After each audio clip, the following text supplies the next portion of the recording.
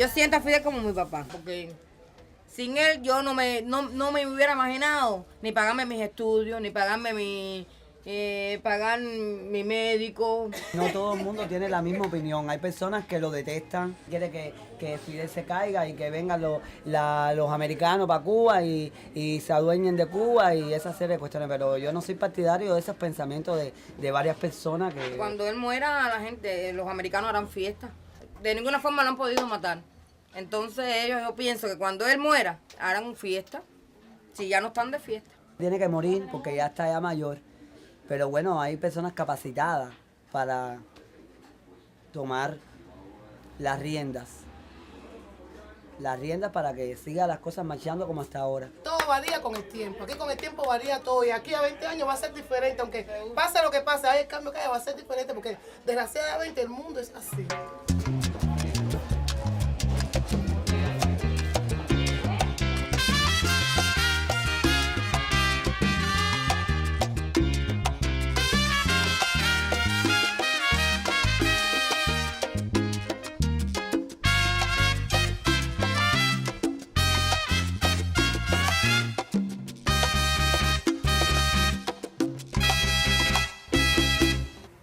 Esta es mi sala. Aquí es donde yo paso el resto de las horas del día. Mi mesa. Aquí es donde yo como. Mi frío. Mi equipo. Mi lavadora. Esta es mi cocina. Aquí es donde yo cocino.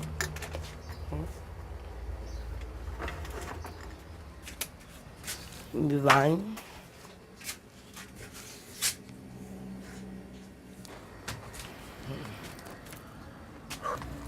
Este es mi cuarto. Aquí es donde yo duermo.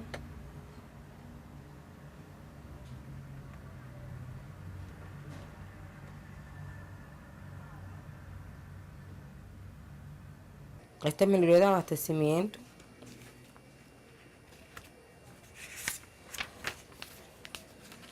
Esta es la libreta que tenemos todos los cubanos, donde se cogen los mandados del mes.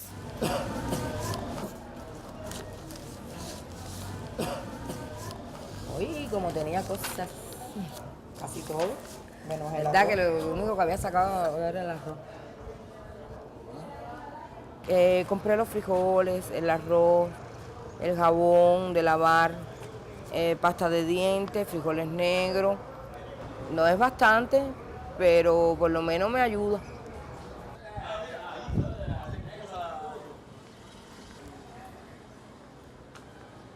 Yo nací en Guantánamo, en un barrio muy pobre, y ya a los 8 años estaba detrás de los marines de la base naval de Guantánamo, que nos tiraban dinero, la peseta norteamericana de 50 centavos, para que los muchachos nos diéramos golpes unos con otros, para tratar de alcanzar la peseta. Pero lo más importante era el periodo de los viernes y los sábados que los llevábamos hasta la zona de prostitución y nos pagaban con una caja de cigarro Camel o Chesterfield o sencillamente nos daban una peseta. ¿Cómo están ustedes ahí? ¿Cómo está, socio? En este sentido, podría afirmar la diferencia entre la juventud de mi época, cuando niñez, y la actual. Empezando que están obligados por una ley a ir todos los días a la escuela hasta alcanzar como mínimo el 9º grado escolar. El nivel de cultura de nuestra juventud es una juventud más formada desde el punto de vista político, desde el punto de vista cultural, con mucha más perspectiva. Solo que la mayoría de nuestra juventud surgió después del triunfo de la revolución y realmente no siempre puede comparar como lo de mi generación las barbaries o las barbaridades que se hacían antes del triunfo de la revolución.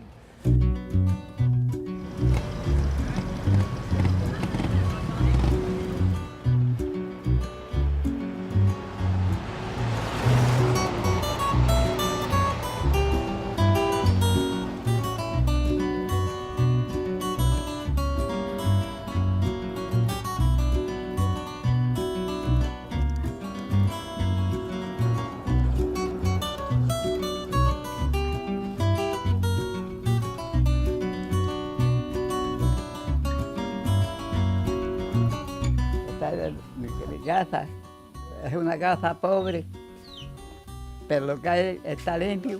Una casa campesina. La vida mía es trabajar. Llevo de casado con mi señora 50 años. Cuando no estoy trabajando en el campo, le ayudo a mi señora a trabajar. Y me siento orgulloso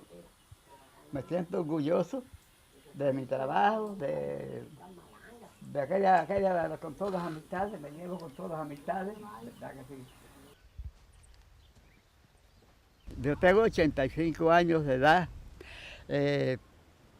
pasé lo malo y estoy en lo bueno.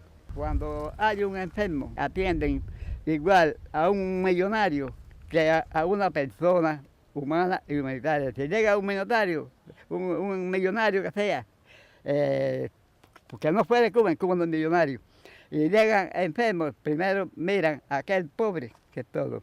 Allí no cuesta un centavo una medicina, no cuesta nada. Una llamada, una ambulancia, tenemos ambulancias de todas las ambulancias, todas. Hace así una llamada y de Pinar del Río. Aquí a Viñales, lo que hay son 15 minutos. Si no fuera por Fidel no tuviéramos esto.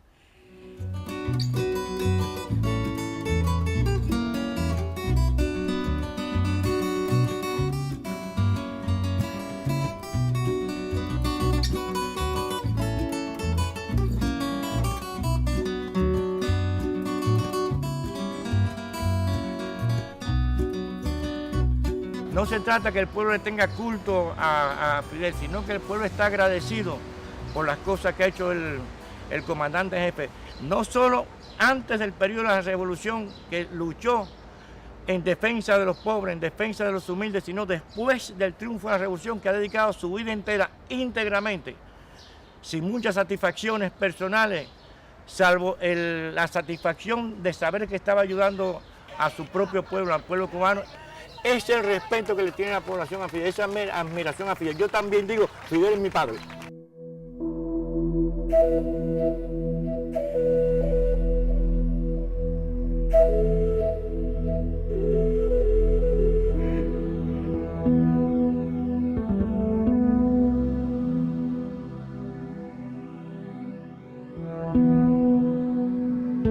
Bloqueo que nos hace hoy un daño incomparablemente mayor. Que no tenemos dónde apoyarnos para combatirlo, puesto que no tenemos aquellos recursos y aquella solidaridad que emanaba del campo socialista y de la Unión Soviética fundamentalmente.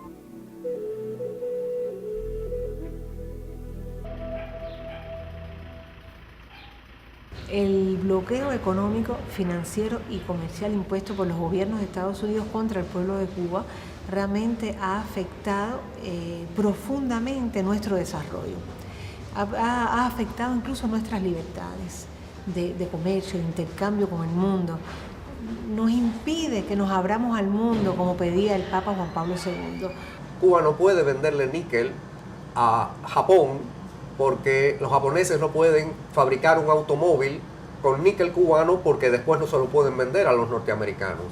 De manera que el llamado embargo afecta las relaciones de Cuba no solo con los Estados Unidos, sino con Japón y con el resto del mundo, con Canadá, con México, con cualquier otro país.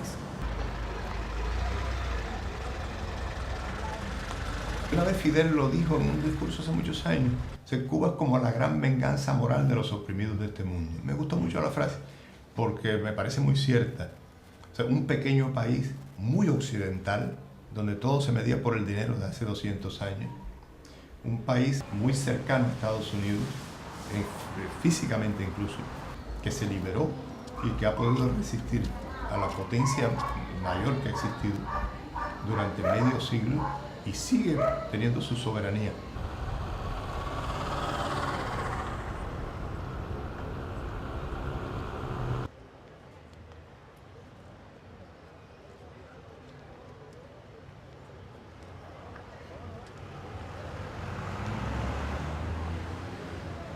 El periodo especial es una crisis económica terrible, profundísima, y a escala mundial un gran desprestigio del socialismo. Cuba quedó en una situación terrible en que desapareció la calidad de la vida en gran parte, junto con la mayor parte de la exportación, la industria, el transporte y una parte de los servicios. A mí me gusta más llamarle la crisis. Periodo especial no dice casi nada, al menos que dijéramos periodo especialmente negativo o malo. Recuerdo aquellos terribles momentos de los apagones o alumbrones, como decía la gente, ¿no?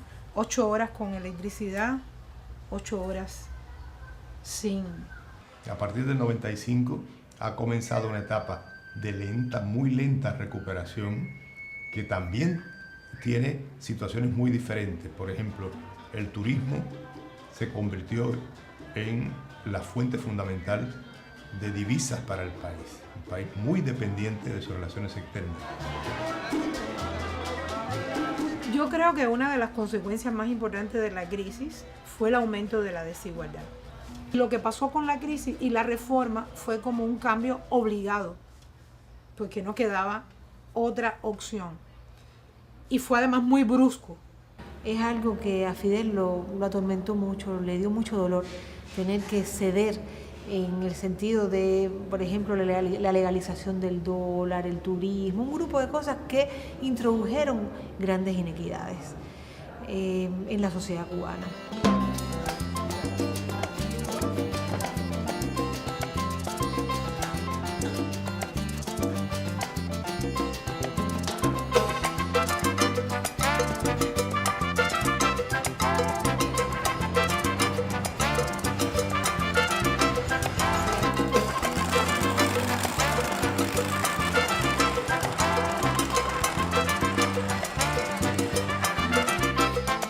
Mi sueño siempre, desde que tengo uso de razón, es conocer varios lugares del mundo, viajar, como puede viajar cualquier turista que saca un pasaje con un pasaporte y puede irse para cualquier lugar del mundo, mientras que el cubano, por situaciones, no podemos hacer.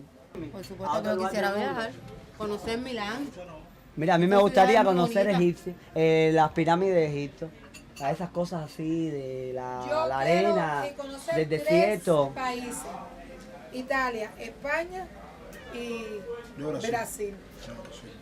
Sí, hay muchas necesidades económicas y producto del bloqueo nos dificultamos de muchas cosas.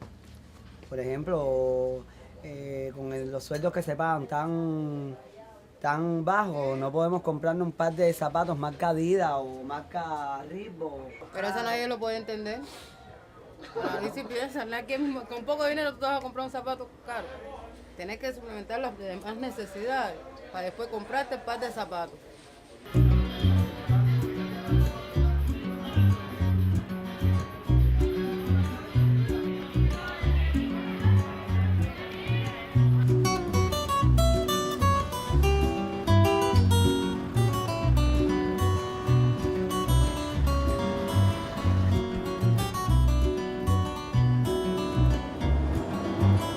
Anteriormente fui profesor, o sea, fui a la universidad y estudié por 5 años. Me gradué como licenciado en lengua inglesa. Estuve trabajando en un preuniversitario por 4 años y me incorporé a desempeñar la labor que estoy desempeñando en este momento por una situación económica. Y conozco muchas personas que son ingenieros, médicos, que han cambiado su profesión y han cogido otra profesión. Ah, mira, a propósito, aquí lo tengo, se lo presento. Este es un compañero mío que está realizando la misma profesión que yo desarrollo, pero él se licenció en ingeniería hidráulica. Anteriormente, cuando me desempeñaba como profesor en lengua inglesa, ganaba el salario mío era de 365 pesos mensual. Y en la actualidad el salario mensual es de 240 pesos, más la propina que uno se pueda encontrar. Al principio sentí nostalgia, tristeza, porque tuve que dejar la profesión en la cual me gustaba. Nosotros somos un país que estamos sometidos al bloqueo y no tenemos acceso a una serie de cuestiones debido al bloqueo, ¿comprende? Y estamos luchando para salir de esta situación. Y eso repercute, por ejemplo, aquí mismo en el transporte. Tenemos situación con el transporte.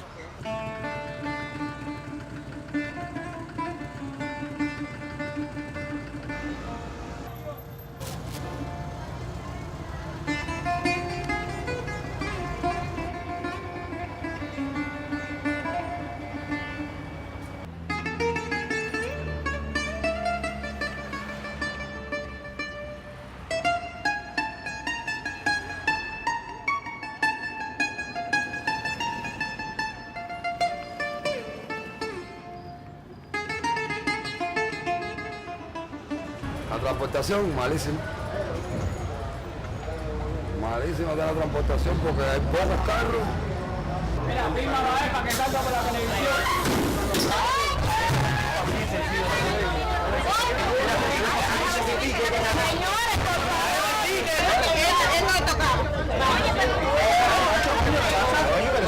Mira, sigue usted. Permiso, quítese la puerta. Permiso.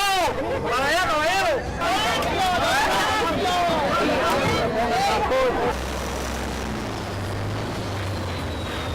¿Cómo hace uno si no tiene una fábrica de transportes, ni automotrices, ni ferroviarios? Alemania, cuando decidió vendernos locomotoras, nos las cobraba a un precio imposible de pagar. Ahora estamos comprando a China, estamos comprando a Irán, estamos comprando a numerosos países, pero cada vez que compramos transporte, por muy bueno que sea el acuerdo, esto cuesta mucho. Entonces, se hace muy bien, como pasó en la Asamblea Nacional del Parlamento en diciembre, en hacer una dura crítica al transporte. Yo quiero verlo complementado también con un conocimiento de las dificultades económicas. Cuba gasta una cantidad enorme de dinero en comprar las 3/4 partes de los alimentos que consumen los cubanos. Y nosotros los consumimos, pero hay que hacer dinero en otras cosas para comprarlo en un país que ha tenido fama de ser un país agrícola. Eso es una enorme deficiencia.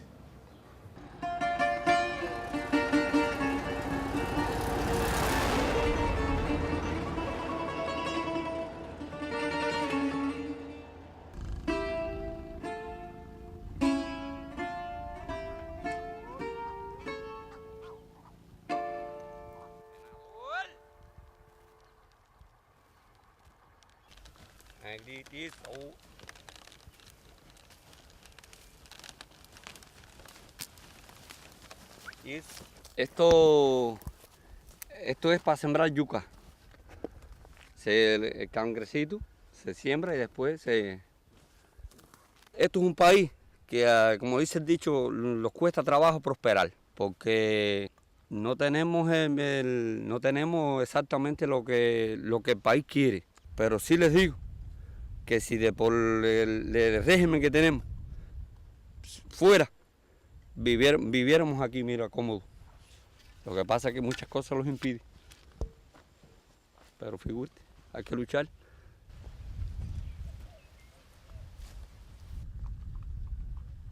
En el campo siempre las dificultades se notan un poco más, porque el campo es rudo, es una vida más difícil. Cuba se ha visto perjudicada en la parte económica por un bloqueo que no es un secreto, y eso ha afectado mayormente al campesino, que a veces no ha tenido maquinaria suficiente para trabajar o los fertilizantes necesarios para cultivar en la tierra, y tiene que seguir enfrentando ciertas dificultades. Pero en sentido general, el campesino mejoró muchísimo. Los hijos de los campesinos, con probabilidades de estudiar, de superarse, de participar en la vida social como una persona más, como un ciudadano más.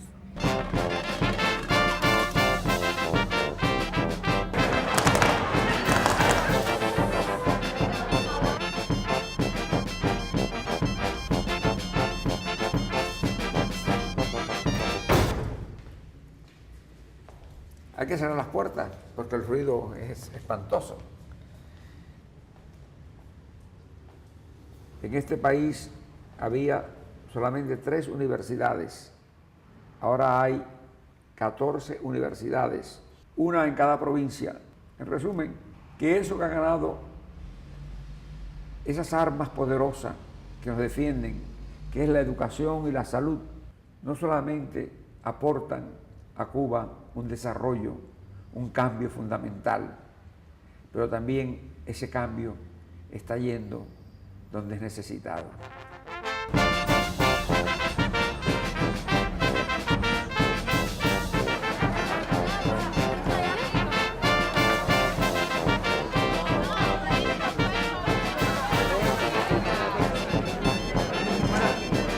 Ahora, en el cual Fernando Martínez Heredia reciba el Premio Nacional de Ciencias Sociales 2006 nadie quería perderla.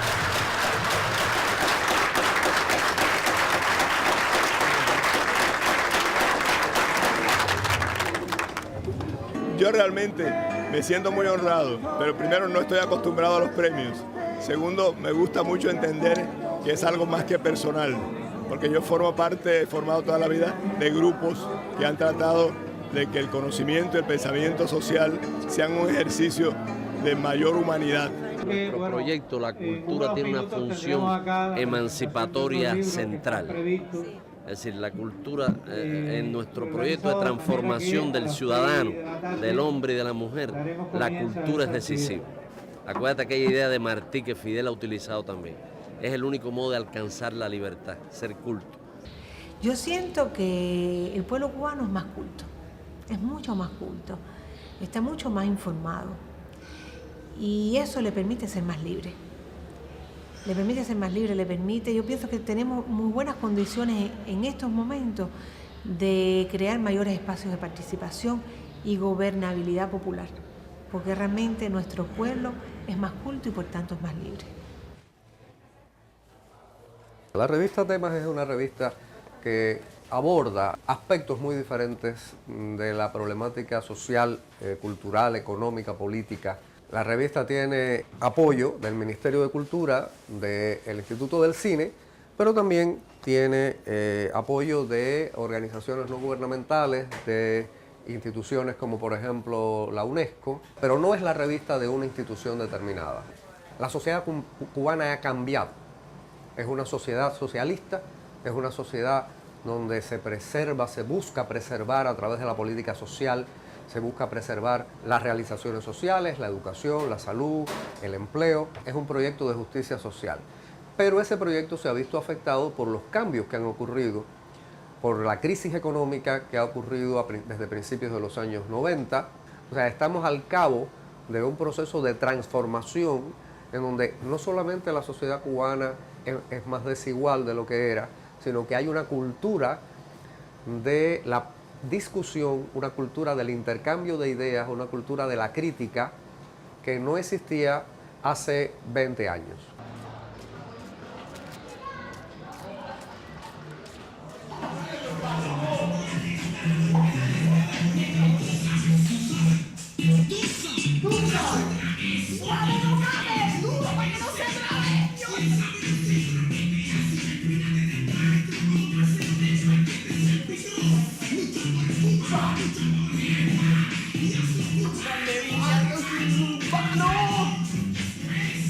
Sandunguera, tú te vas por encima.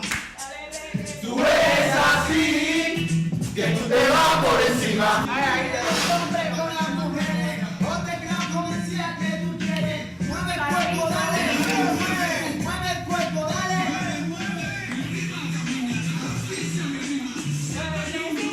Traemos distintos grupos de poetas, distintos grupos de trovadores, de músicos, artistas, de pintores, que tienen distintas maneras de pensar y aquí pueden expresarse. Porque lo que a nosotros más nos interesa es que se pueda ver la diversa Cuba. Y como decía Mauri, que se oigan las tantas voces que hay en Cuba. No es que hagan en contra del gobierno. El hecho de la disensión más bien es intentar manifestar artísticamente lo que ellos expresan. Porque según ellos no hay una libertad de expresión en la que se puedan desarrollar. En realidad no la tienen. Más bien buscan más que un espacio artístico. Buscan un espacio performático en el que puedan, ubicar un plano para haber realizado su arte o haber evolucionado su manifestación artística. Hay una pila de espacio, pero en la televisión cubana no lo vas a encontrar. Incluso hay mucho miedo y hay mucha, como decía Mauri ahorita, autocensura. Hay mucha autocensura y hay mucho miedo. Aquí el sistema ha hecho que los espacios institucionales sean todos bajo la ideología del sistema político que rige. Por tanto, el espacio para la disensión objetivo es el espacio alternativo objetivo también. Mira, vivimos en un país político puramente, es puramente político. Todo lo que hacemos aquí es político. El cubano no ha dejado de ser capitalista en su modo de concebir el bienestar.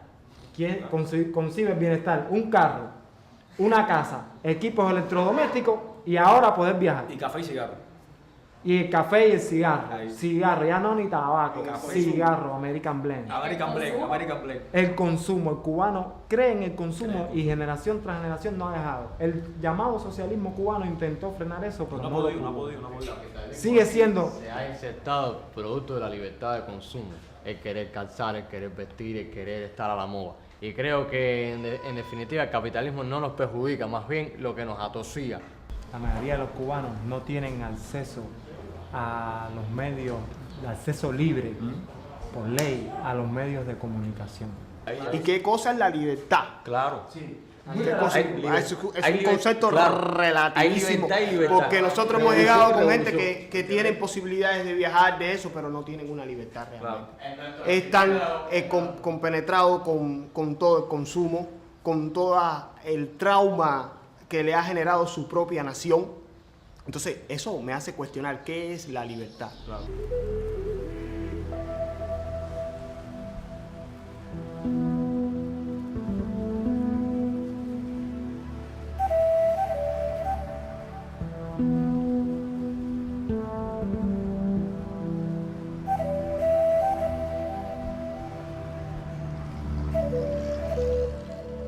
Ese soy yo, el que está en el medio. Mi nombre es Oscar Espinosa Chepe, yo soy economista y preso de conciencia. Yo fui arrestado en la Primavera Negra del 2003, condenado a 20 años de cárcel y me encuentro en estos momentos en libertad condicional por problemas de salud. Yo fui muchos años funcionario del gobierno, fui diplomático, serví en la antigua Yugoslavia como consejero económico, serví lealmente, pero en un punto determinado no estuve de acuerdo con el gobierno y presenté algunas opiniones que diferían y por eso me sacaron del sector de relaciones exteriores. Pero no solo me expulsaron a mí, sino que poco después a mi esposa le exigieron que se divorciara de mí. Ella era funcionaria del Ministerio de Relaciones Exteriores y por no querer divorciarse de mí, a ella también la expulsaron, la botaron del trabajo, nos dejaron sin trabajo en condiciones muy difíciles. Hoy un cubano, por ejemplo, no se puede alojar en un hotel, es solamente para extranjeros. Hoy un cubano no tiene acceso a internet, hoy un cubano no tiene derecho a comprar una computadora, a tener un video. El salario es miserable, el equivalente del salario promedio en Cuba son alrededor de $16 al mes y los cubanos por eso están empujados al delito. Y por eso el índice de Cuba de población en prisión con respecto al total de la población es uno de los más altos del mundo, el más alto de Iberoamérica. 487 presos por 100.000 habitantes. Y eso es una ofensa. Y eso lo ha producido la crisis que vivimos durante tantos años por un modelo totalitario que ha arruinado el país. La agricultura está destruida, la industria está destruida, el país se ha descapitalizado absolutamente desde el punto material, pero también humano, porque los especialistas se marchan del país o se van al turismo a trabajar de sirvientes de los extranjeros para buscar las propinas para sobrevivir.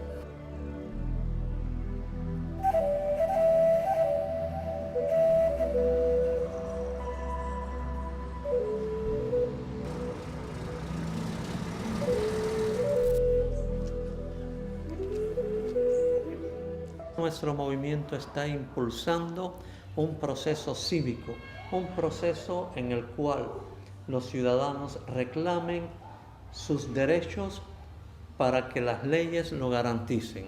Eso fue el proyecto Varela, eso es el proyecto Varela, una iniciativa que se apoya en la Constitución, por la cual se pide un referendo para que los ciudadanos puedan alcanzar la libertad de expresión. El proyecto Varela, que ha sido apoyado por la mayor parte de la oposición en Cuba, tenía una fuerza extraordinaria. Se llevaron miles de firmas a la Asamblea Nacional para pedir un referéndum y esto provocó que el gobierno tuviera una reacción muy fuerte porque la oposición había ido a hablar con el pueblo y le estaba pidiendo el apoyo. El pueblo estaba perdiendo el miedo y estaba firmando el apoyo al proyecto Varela. Y esto es un sistema que se basa en el miedo, en la represión, y eso lo tenía que parar. La mayoría de los líderes del proyecto Varela están en prisión todavía.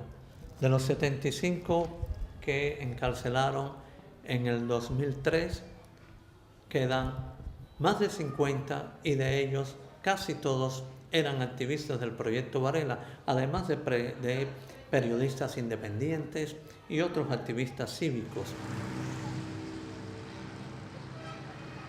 Caminamos porque nosotros pedimos la libertad inmediata e incondicional de los 75 prisioneros de conciencia de la Primavera Negra del 2003 y también de todos los prisioneros de conciencia y políticos pacíficos cubanos. Tenemos una gran represión del gobierno por caminar, porque el gobierno no le permite a nadie expresarse y mucho menos en las calles manifestar por sus derechos. Cuando nuestro movimiento decidió decir no tengo más miedo, queremos cambio, el régimen comenzó la represión. Ese cartel representa al presidente Bush contra el embargo y hay un gusano porque el régimen nos llama a nosotros gusanos. Mi familia y yo somos vigilados constantemente, hay un dispositivo permanente para mirar quién entra, quién sale a esta casa y como ustedes ven, el barrio está rodeado de carteles ofensivos. Esos carteles fueron colocados por orden de la seguridad del Estado y nos marcan para que exista el terror, para que todo el que se acerque a nosotros sepa que se está acercando a alguien que está sentenciado, marcado como enemigo de la revolución. Cuando ustedes salgan de aquí, obviamente serán observados, es posible que sean seguidos. No sé si serán interceptados o no, no sé si lo harán en el hotel, quizás salgan del país sin mayores problemas, es lo que yo les deseo.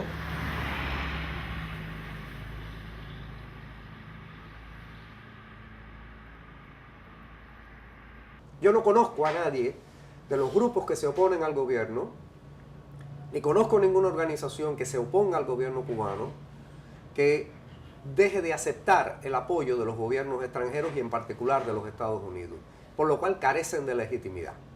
Los que afirman que el gobierno de Estados Unidos da dinero a la oposición cubana repiten lo que dice el régimen.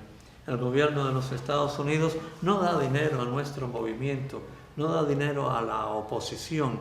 Sé que hay muchas personas honestas, buenas, en el mundo que creen que cuando respaldan al gobierno cubano están respaldando una buena causa, pero no es así, lamentablemente. Puedo decir que en nuestro país el ciudadano, el pueblo, no tiene ningún control de lo que gasta el gobierno ni de cómo lo gasta. Gasta mucho en propaganda, gasta mucho en los privilegios de los que gobiernan, que tienen casas, autos, magníficas residencias, entran y salen al país, algunos de sus hijos estudian fuera de Cuba, viven como verdaderos ricos mientras dicen al pueblo socialismo o muerte.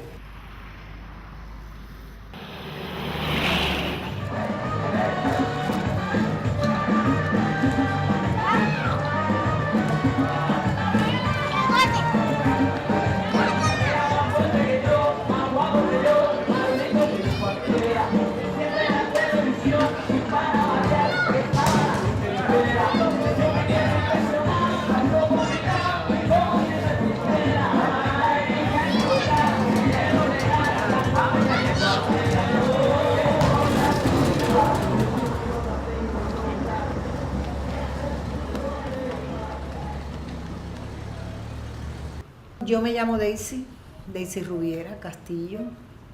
Esta es mi casa. Yo soy historiadora, me dedico a escribir testimonios. Estoy jubilada, pero no estoy retirada. Pienso que nuestro país tiene un sistema democrático con una dirigencia que el pueblo erige a través de unas elecciones diferentes a las del resto del mundo, pero nuestras elecciones, que las consideramos que son democráticas, así como las tenemos. Por tanto, no creo que Cuba sea un país donde impere un totalitarismo, sino una democracia participativa donde el pueblo elige por su propia voluntad su dirigencia. El sistema político cubano, según la Constitución, tiene al Partido Comunista como la fuerza esencial. Ese Partido Comunista tiene un primer secretario, que es elegido en los congresos del partido y que la votación la hacen los delegados a ese congreso. Delegados que son elegidos desde las bases, desde los núcleos del partido. Por otra parte está la estructura de la Asamblea Nacional, ¿sí? de la Asamblea de Diputados, que van siendo elegidos desde la base, ¿sí? en esta estructura territorial comunitaria del poder popular. A la vez, la Asamblea Nacional es la que elige al presidente del Consejo de Estado y al presidente del Consejo de Ministros. La Asamblea Nacional es una asamblea que solamente aprueba unánimemente lo que se plantea, no hay discusiones prácticamente. No conozco un caso de un diputado que haya levantado la mano en contra de una propuesta en todos estos años. Es formal totalmente. Toda la prensa en Cuba es estatal, aquí no hay nada que sea privado, ni nada que sea independiente. Hoy en Cuba hay 609 diputados que se eligen a partir de 609 candidatos. Sonría, por favor, si usted cree que eso pueden ser elecciones. En el Reino Unido hay partidos políticos que tienen, por lo pronto tienen plataformas, programas de gobierno que los diferencian. En algunos aspectos muy poco. No hay diferencia sustancial entre ser un laborista o ser un conservador. En el caso norteamericano, lo que decide es el dinero.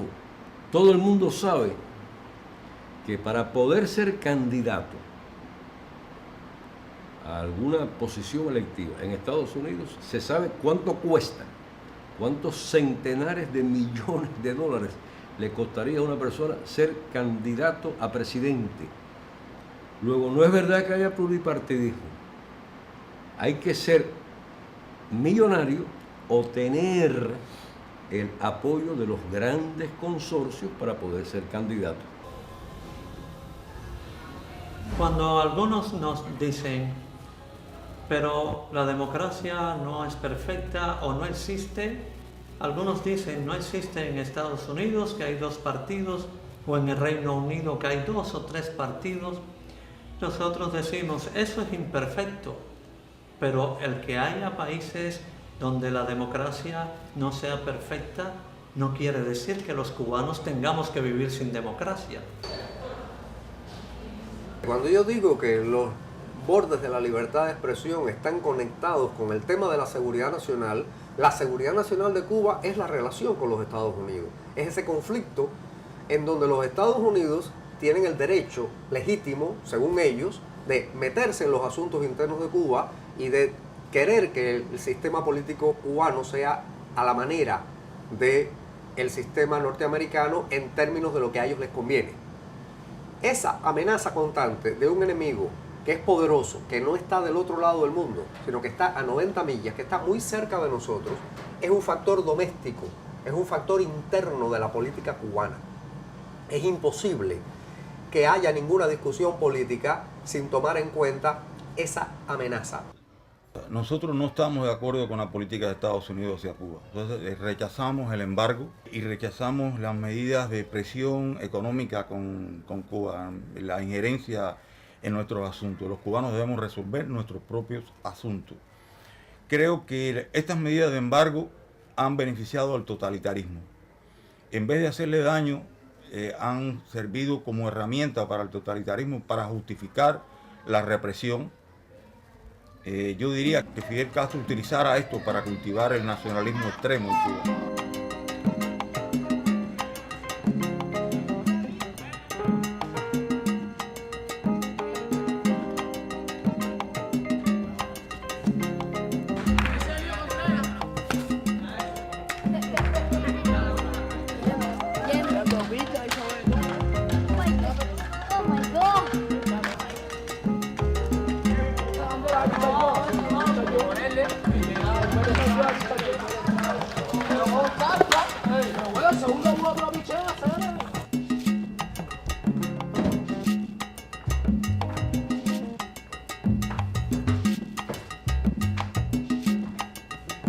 La libertad de expresión es un tema muy elástico, un tema que va y viene constantemente cuando se habla de la sociedad cubana. Pero yo creo que eso es un tema cambiante, siempre cambiante en cualquier sociedad, no solo en la sociedad cubana. En Estados Unidos también la libertad de expresión ha sufrido algunas contracciones, y en Irak, y en España, y en Londres, y en Jamaica, y en Haití. Bueno, Cuba no está fuera del mundo, Cuba no está exactamente en la luna, y también se suceden cambios no tanto en la libertad de expresión como en la conciencia de cuáles son los límites de esa libertad de expresión. Los límites son el respeto, yo creo, al otro. Los límites son el talento.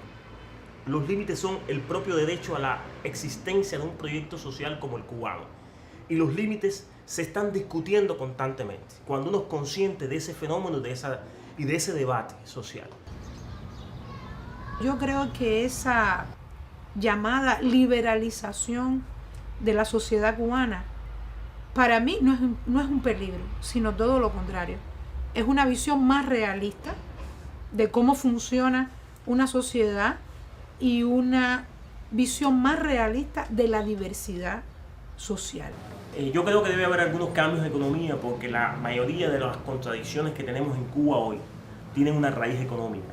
Hay menos recursos para el ciudadano común, para poderse vestir, para poder alimentarse, ¿no? para hacer determinadas cosas. Aunque hay un grupo de necesidades subvencionadas por el Estado, yo creo que la gente puede explotar más su capacidad de empresa y su capacidad de inventiva. Creo que ha sido exagerado la idea de que el socialismo niega el consumo material y el confort y el bienestar material.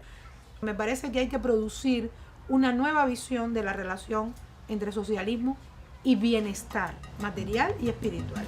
Y no es justo juzgar a los jóvenes cubanos creyendo que si tienen altas aspiraciones de consumo están traicionando un proyecto humanista de cambio social.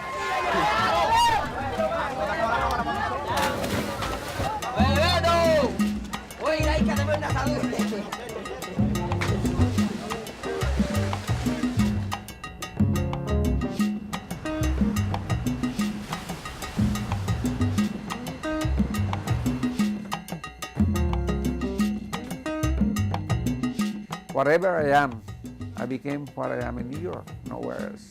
I came back to Cuba in 1959 with the revolution. The revolution brought me back. It's my country, it's my people, it's my ideal. Everything that I love is here. Humanity is here. Love for the others, for the sick person, for the illiterate. The revolution is that, it's nothing else, it's not money, power, no. We possess two powerful arms, health and education. And we have to use them, those powerful arms. What do you think about the Miami expats, about all of these people who... Well, that's their life. I never talk against anyone. I don't like to. Because everyone lives their own life, their own destiny. So they have to do that. I have friends who said they loved me. They said so. They said, and one day they became enemies because I remained here. What can I do? To follow them? No.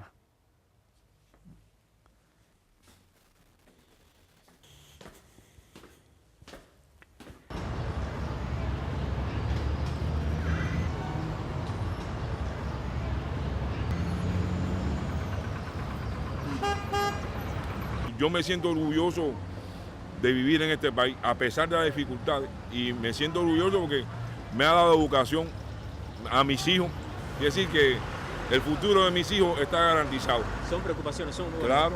Son algunas cosas que en realidad cuando nosotros vamos a la cama no tenemos esa preocupación de al otro día que si a mi hijo le sucede algo, le sucede un accidente, vaya, o cualquier otra cosa que a la hora que sea que vaya a un hospital es atendido. Es atendido gratuitamente sin tener que pagar un centavo.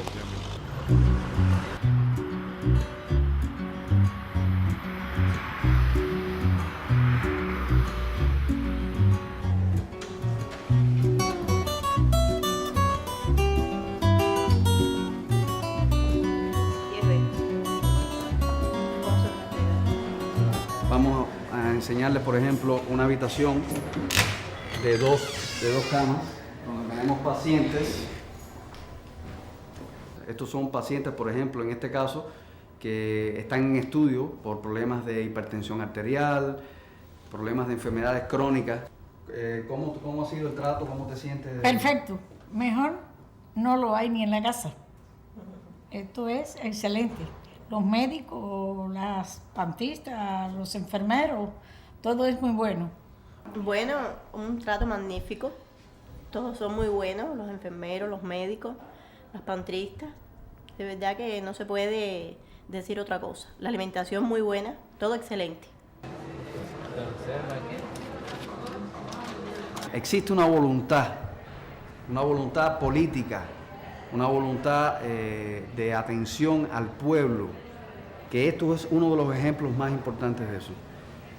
A pesar de que esto tiene un alto costo, un altísimo costo, porque cualquier institución hospitalaria en el mundo entero, con la tecnología que lleva, y no solamente con la infraestructura desde el punto de vista arquitectónico, es costosa.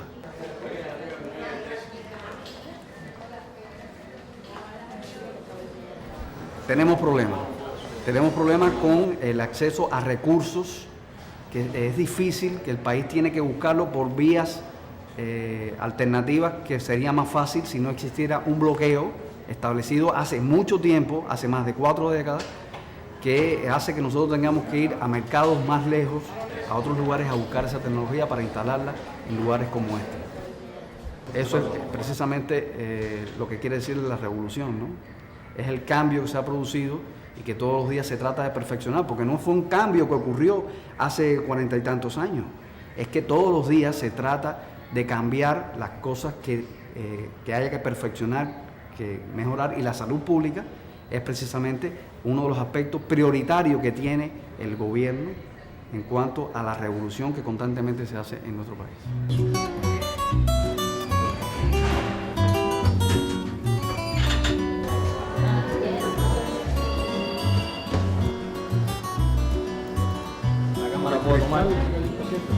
Ahora mismo se está estudiando un paciente. ¿Qué cosa es esto, Cristóbal?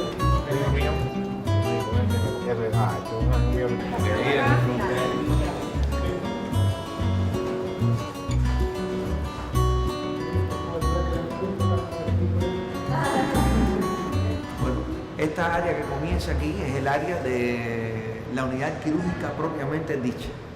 Tenemos otras áreas que son áreas, digamos, auxiliares, áreas que son de aseguramiento logístico de la actividad quirúrgica. Pueden hacer una pequeña vista.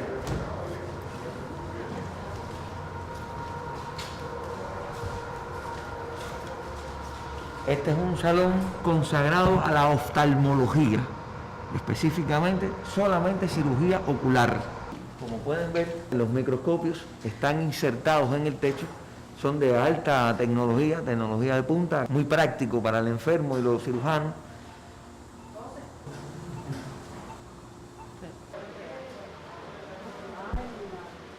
Podemos pasar a uno de los quirófanos donde se está haciendo una cirugía abdominal.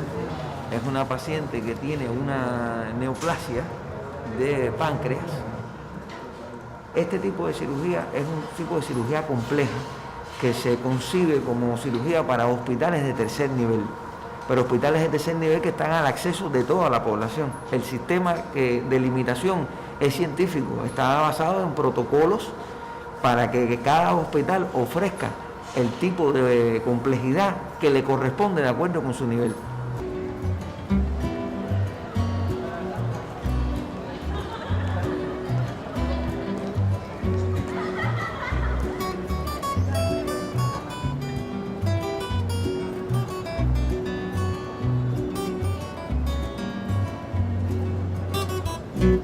Algo que ha marcado la identidad de la cubana y el cubano es la lucha por la justicia social.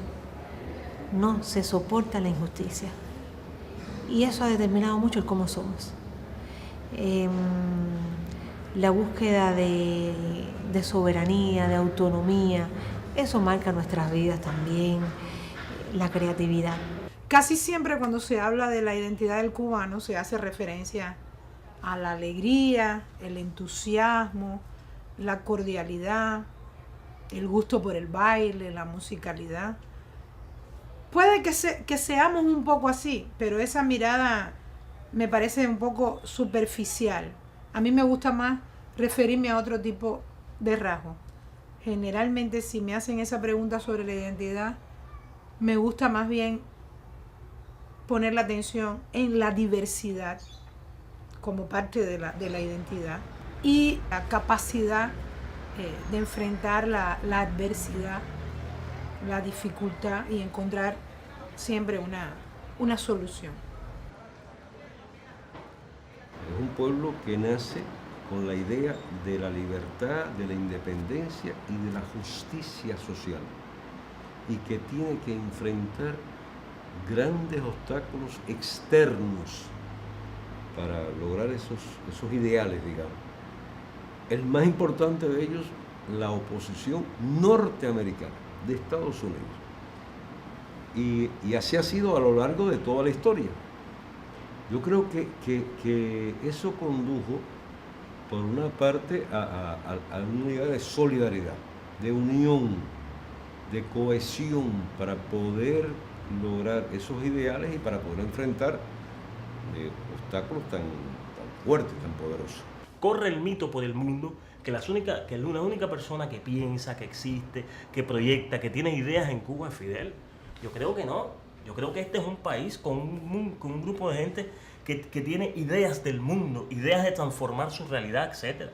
Ahora, yo creo que los cambios, las transformaciones que se están sucediendo en Cuba poco a poco, tiene que ver con deseos, tiene que ver con expectativas de nuevas generaciones, de nuevas tecnologías, de nuevas realidades cambiantes y globales que se dan en el mundo, y que Cuba, poco a poco, a veces más lento de lo que queremos, va entrando en esas realidades. Yo se lo puedo decir con varias fuerzas. Cuando yo hablo de Fidel, hablo realmente del pueblo de Cuba. Cuando hablo del pueblo de Cuba, hablo de Fidel Castro. Es una simbiosis, una síntesis que la ha logrado entre el pueblo y Fidel Castro. Era experimental esa bola. Era experimental, arribale. Como ser humano, Fidel tiene un día que desaparecer. Y no creo que cuando él desaparezca, Cuba se hunda. Al contrario, pienso que se ha quedado un nivel cultural, un nivel educacional, un nivel político, un nivel ideológico tan alto que nos permitirá seguir adelante. Se desaparecerá Fidel físicamente, pero su ejemplo, su lucha, sus principios, todo por lo cual él luchó hará que esto siga adelante. Fidel no es solo una persona con carisma. Ha sido un genio de la política, un estadista genial, un previsor. Y él ha sabido prever determinados movimientos y tendencias de la sociedad, necesidades de la sociedad, las expectativas que tiene la sociedad. Otro Einstein, no existe otro Einstein, no existe otro Fidel, no existe otro Mozart. Las personas, los genios son exactamente así, son irrepetibles, no se pueden repetir. No nos pregunten más quién será el dictador sucesor. Apoyen el derecho del pueblo a tener un gobierno elegido democráticamente. Es eso, porque Cuba muchas veces tengo la impresión que es un gran espectáculo para Europa, para Norteamérica, para el mundo, y solo hablan de Cuba, Fidel Castro, la revolución, el Che Guevara. Nos insultan con eso. Somos 11 millones de seres humanos que queremos todos nuestros derechos y llevar una vida sencilla, porque llevar una vida sin llegar a ser una gran potencia, pero donde nos realicemos como seres humanos en la libertad y en la fraternidad. Yo creo que lo que Fidel ha propuesto es una construcción de una sociedad tan nueva, tan compleja, que hay muchos de esos proyectos que están a la mitad y otros apenas empezados. Yo creo que si la gente es capaz de continuar esos proyectos, de problematizarlos y de desarrollarlos, de irlos renovando también, yo creo que ahí está también una de las grandes ganancias de lo que puede significar la ausencia de un líder carismático y tan importante como Fidel, con un gran peso histórico, no solamente en la sociedad cubana, sino en toda la sociedad latinoamericana también. Fidel va a ser recordado como el libertador